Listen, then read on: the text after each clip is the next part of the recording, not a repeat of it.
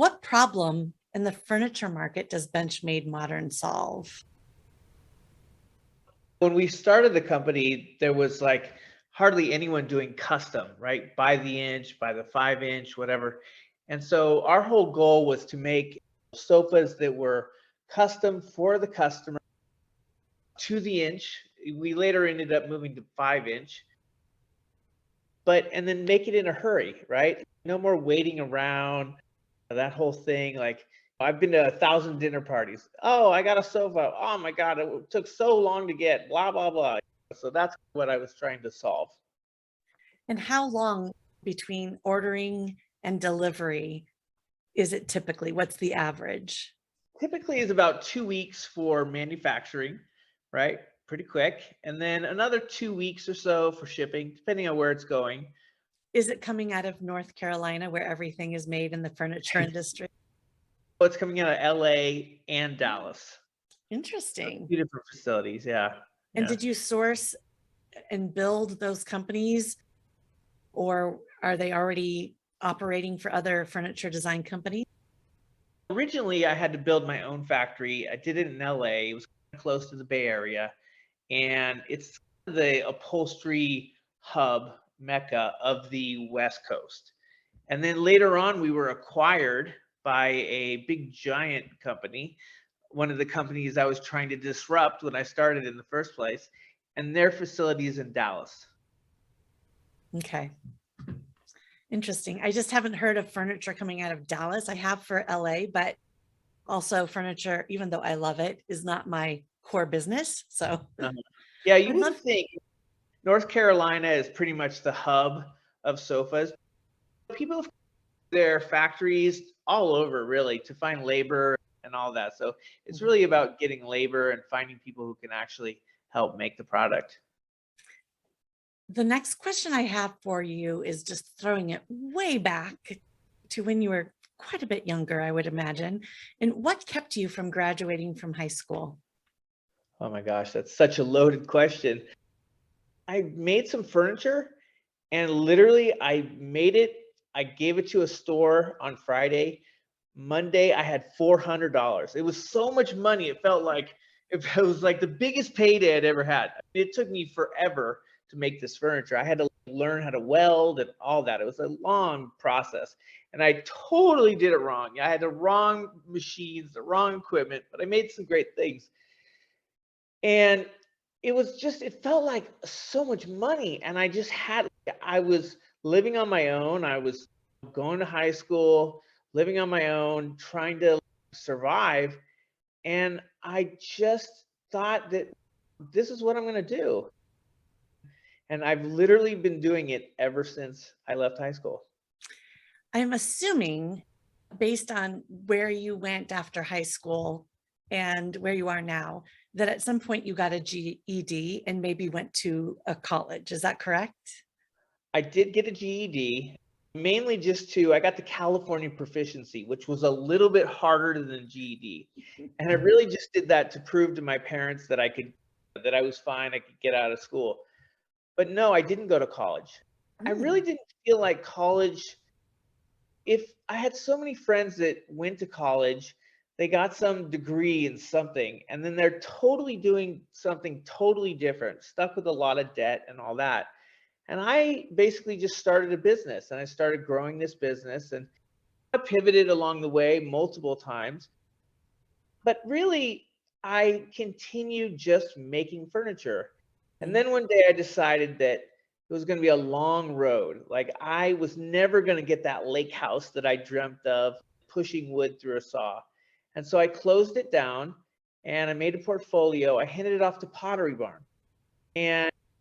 And that really was my college. In all honesty, they basically taught me mass and big and all that. And so Mhm. I Yeah, would I I did would wonder how you got a position and went up the ranks at Pottery Barn and Restoration Hardware. I assume that industry, to work in manufacturing or on the floor, a college degree is not at all on the required list, but in executive ranks, it probably is. So talk to me about how you moved up through Pottery Barn and Restoration Hardware without that background?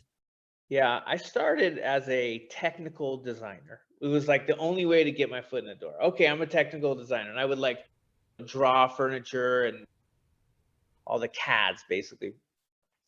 But then I started thinking, like, how could I get to the factories? So I started pointing things out that were bad or wrong, and I can solve it. And I might have been like pointing things out a little bit too much so that I could then go to the factories and solve it. Because in reality, all I wanted to do was get to these factories and do what I can do.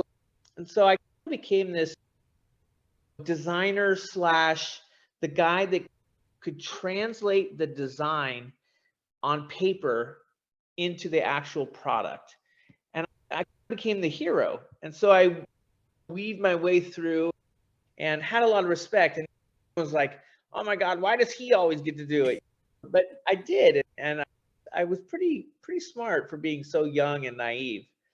And then later on, restoration hardware, and yeah, I had a big time job there. But you got to remember, I've been in the furniture industry for 30 plus years.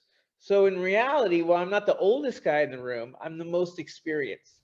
And so that's really helped me maneuver that knowledge of actually knowing furniture. Not that many people do. There's a lot of designers, but not that many people actually know it. And did you think in the back of your mind at both of those organizations that you are, of course, making a living and contributing to them, but really doing research for what would Yes, become? Yes. Okay. So 100%. It was always my dream, my goal, you were not like a dream, mole, but for to go yourself. back. Yeah, yeah. Yeah, I was helping them, but I Of definitely was course. like, oh, if I wanted to learn about this, I would point something out there and oh, I can go fix it and that sort of thing. So they paid you to go learn what you needed to know to create your own My company. own business. Love it. Absolutely. Yes. Okay, so going back a little bit, but not as far as high school, tell me about modular dwellings and what made you decide to sell that company? I didn't actually sell. I wish I sold that company.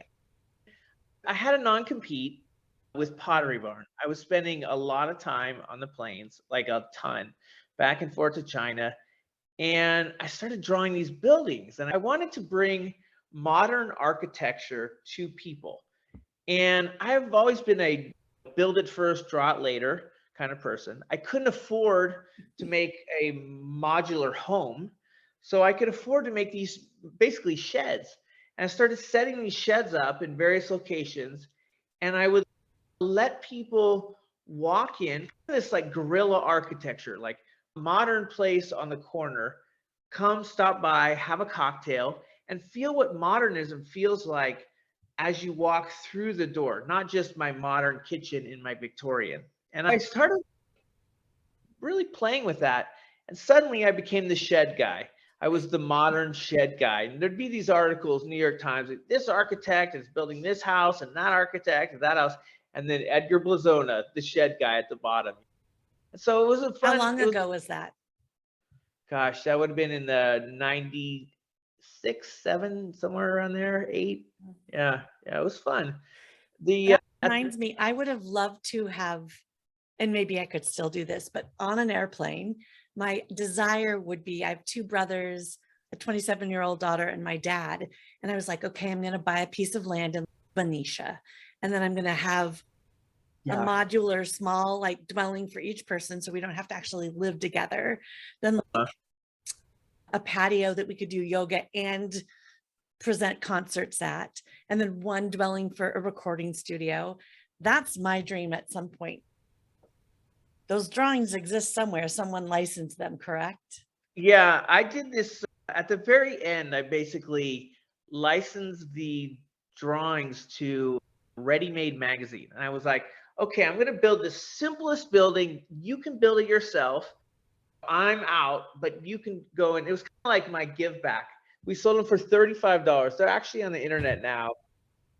You can get them for free. Ready-Made went out of business. And these drawings have shown up again.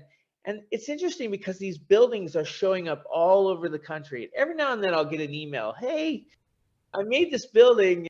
I just wanted to show you. It's so cool. I wonder if that will really be my legacy at some point.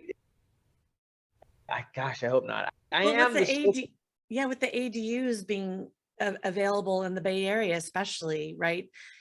They're popping up everywhere in tiny homes. Is You were Yeah, way ahead of your time, I was way basically. ahead of that. Yeah, you Yeah, were way. I was. It's really difficult. It's a difficult business model. Like, for instance, your land, you and everybody else wants that exact thing. And then you realize that to have each of those buildings separate, it's 15 to 20 grand per building. But if you built two of those together on the same thing, you'd probably spend 20 grand for two. So you're getting this economy of scale when you build a house. And people don't realize this small little tight little thing is like really expensive to do. You're not getting any free square footage kind of thing. Yeah. Okay. So what is your day-to-day involvement today in BenchMade Modern? My day-to-day involvement I today. mean, you're the president, but what does that mean? What does that mean? It means that's a very loaded question. It means that I spend a lot of time in meetings. I do a little bit of designing. I fix problems, a lot of marketing calls. It's funny because I always tell young and coming up furniture designers, we don't actually design furniture. We design furniture for 1 second. And then we spend the rest of our time trying to sell that furniture, trying to make it happen. And so there's a lot of marketing and a lot of things that go into following you around the internet and making sure you want to buy a very expensive, beautiful. Is it very expensive? What is the price point and where does it fall into your competitors? I'm at the top. I crown myself the sofa king. I actually make the best sofa online. And I'm not just saying that. Like, I really stand by that. In fact, if you go to Well, my you would Twitter, know, right? yeah, because I take them apart. I look inside and I call it what's under the hood. So on my Twitter feed, pinned at the very top, it says, okay, sofa guys, let's battle old school style. You send your best stuff, and I'll send my best stuff to a writer, and whoever wins gets crowned the Sofa King. And I know those guys follow me, but no one has replied. No one Oh will take the bait. gosh. Yeah. Wow. So I I make a really good product, and I like the materials. I like what's inside. Most people don't know what's inside their sofa, and that's where it fails. And so my motto has always been, why not just spend a little bit more on materials and not get a sofa back in return because it failed? Sofas, it is something that we buy. You can say with such a positive frame of mind, this is completely polyester filled, or this is down filled, or whatever. And I'm going to believe it. I'm going to sit on it and I'm going to think, yeah, yes or no. But really, we don't understand what any of the stuff means and what the quality is and how long it will last. So when you Yeah. say you have the best sofa, does that mean they're the most comfortable? They're going to last the longest? They are a design that will last forever? What are your Yeah. parameters? I don't look, there's $20,000 sofas. My sofas are about 4,000, 3 to 4 to 5, Mm, somewhere in there, right? mhm, So they're not cheap. There are beautiful, I'm talking about made with any sort of scale, that sort of thing. So I'm mm. at the top of the online guys. Going back to your question, like I said, we put the best stuff inside, and that's so important because that's what makes it last. So your question is, how long will it last, basically? It really depends on how the sofa will last forever. Foam, on the other hand, does over time, Down. right? Even the best foam. But if I put the best foam in it, it takes the longest time to basically break down and crumble into sand, kind of thing.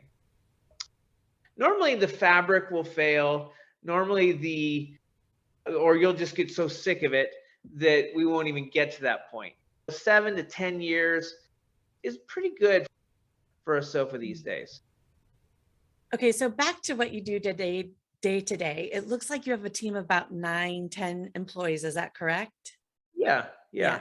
So I'm going to make the assumption that at where you're at with your business, you're really working in the business day to day and not really stepping back as a visionary and the strategist quite yet. And maybe that's something you don't want to do.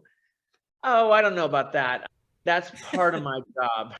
Part of my job is to be the visionary. I have a great team that can handle most everything. Mhm. They don't really get me involved unless I need to be involved.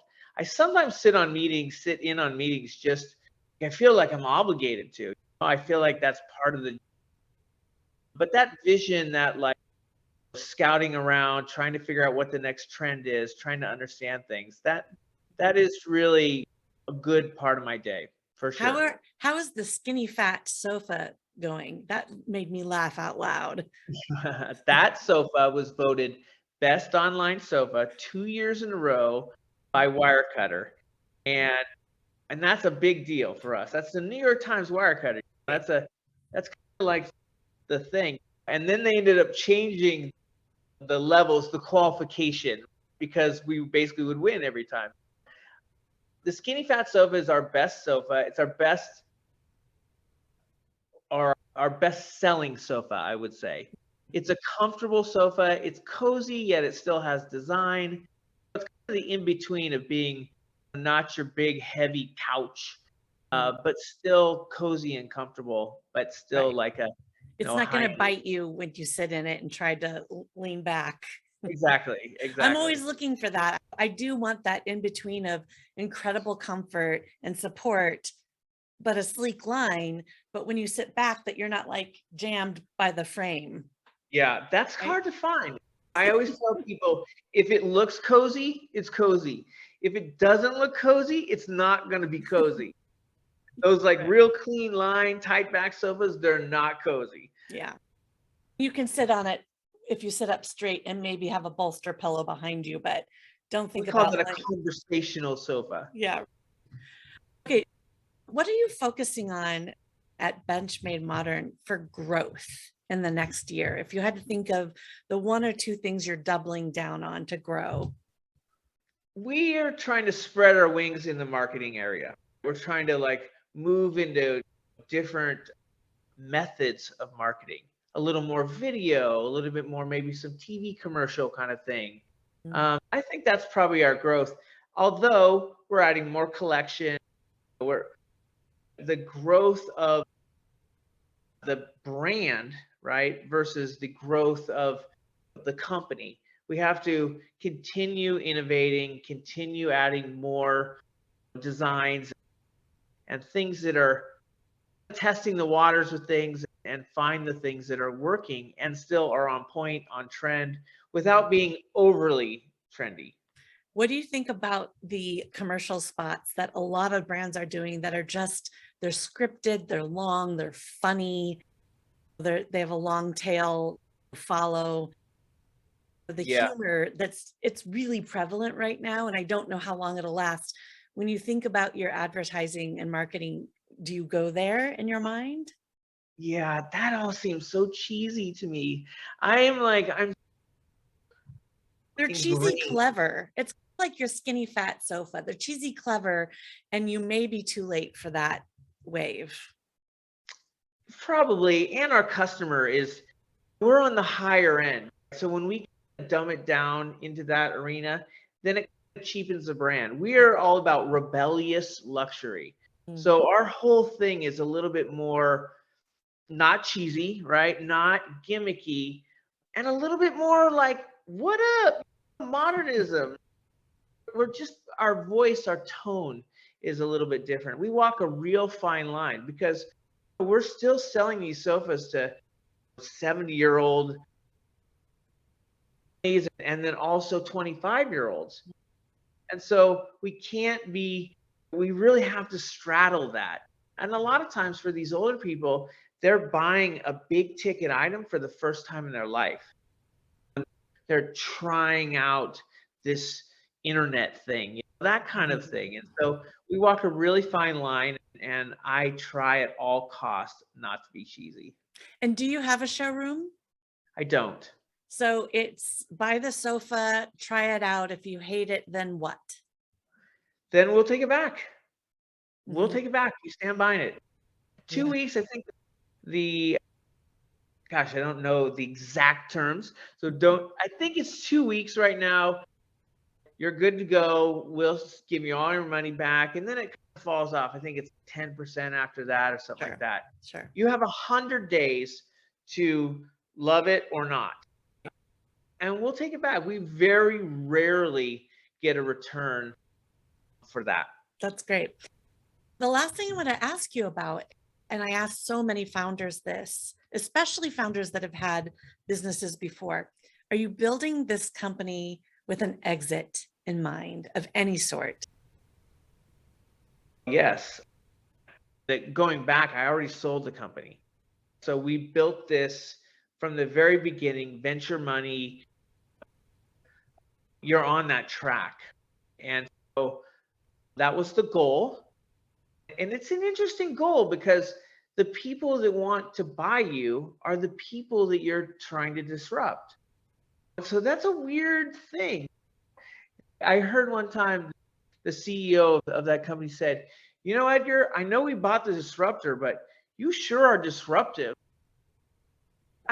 And I Are you going kind to of, get removed here soon? Is that I might just get, probably yeah, that's the that's the goal.